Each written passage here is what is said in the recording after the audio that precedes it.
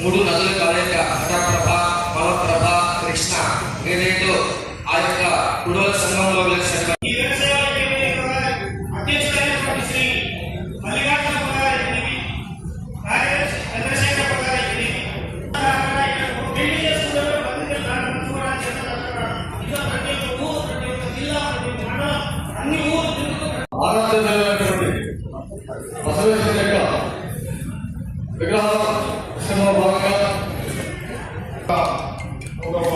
Hinduism ఉందని లేదంటే ఏదైనా ఉందంటే ముఖ్య కారణం బసవేశ్వరుడు గురుగారు కాబట్టి మాకు ఒక ఉండాలా ఉద్దేశంతో అప్పుడు చేసినప్పుడు సర్కిల్ పేరు చేయడం సర్కిల్ కి చేయడం అనేది ఫౌండేషన్ తో ఒక 6 నెలల ముందు 8 నెలల ముందు వేయడం జరిగింది.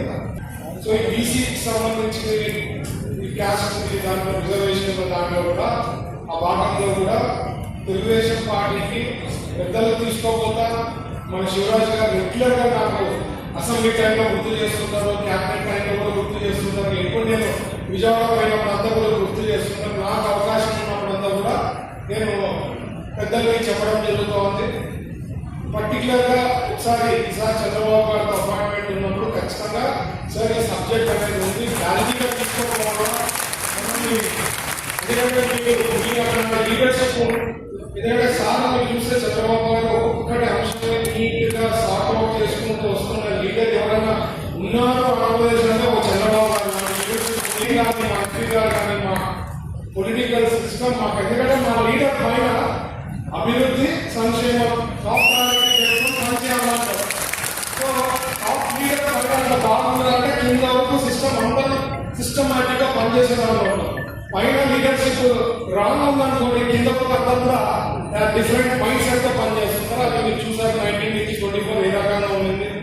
ఈ మధ్య క్యాపిటల్ డిక్లేర్ చేసి అమరావతిని బిల్లు పాస్ చేస్తుంటే మరి కొత్తగా పేరు తీసుకొని వచ్చి మాదిరిగా చెప్పడం అసలు మైండ్ ఏమైందో నాకు అర్థం కాదు.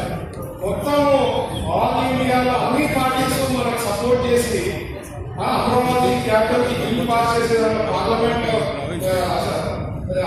రాజ్యసభలో కానీ అందరూ కూడా మనకి ఇవ్వడం జరిగింది. అట్లాంటి పొలిటిక్స్ నుంచి బిల్ దాంట్లో అందరూ సపోర్ట్ చేయడం జరిగింది. ఈయన మాత్రము వాళ్ళ పార్టీని మాత్రము రివర్స్ గేట్ లో ఉంటారు. అదేమంటే రేపు పొద్దున్న అసెంబ్లీలో మీరు తీర్మానం చేస్తే అదే అసెంబ్లీలో మేము వేరే పెట్టి చేయాలని మాట్లాడతారు. ఇవన్నీ కూడా ప్రజలు గమనిస్తుంటారు. ఎందుకంటే అంత తీర్పు ఎందుకు వచ్చిందంటే ఆయన చేసిన బిహేవియర్ ఆయన చేసిన అరాచకాలు చూసిన తర్వాత 2024లో రెండు నమ్మకాలు పెట్టారు స్టేట్ లో. నేను చెప్పేటంటే నేను ఇష్యూస్ ని ఏమన్నా వీళ్ళంత వరకు సార్ట్ అవుట్ చేసే దాంట్లోనే వర్కౌట్ చేస్తాను. శివరాజ్ గారికి ఇంకా చెప్పడం జరిగింది సార్ మాకు ఒక కమ్యూనిటీ హాల్ ఒకటి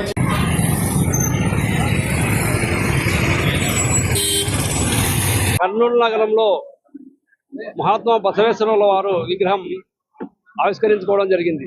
మహాత్మా బసవేశ్వరుల వారు 12వ శతాబ్దంలోనే కుల లింగ వివక్ష కొరకు పోరాటం చేసి మన హిందూ ధర్మాన్ని రక్షించినటువంటి గొప్ప మహా వ్యక్తి. ఆ కాలంలోనే అనుభవ మంటపం పేరుతో పార్లమెంటరీ వ్యవస్థను స్థాపించి ఆ రోజు అన్ని కులాల వారికి జోహర కక్కయ్య, మేదల చెన్నయ్య, చాగలి హర్లయ్య అందరూ అలాంటి అన్ని కులాల వారికి ప్రాతినిధ్యం కల్పించి అందరినీ ప్రజాస్వామ్య పద్ధతిలో చర్చించి ప్రజల సమస్యలు పరిష్కరించినటువంటి గొప్ప మహనీయుడు.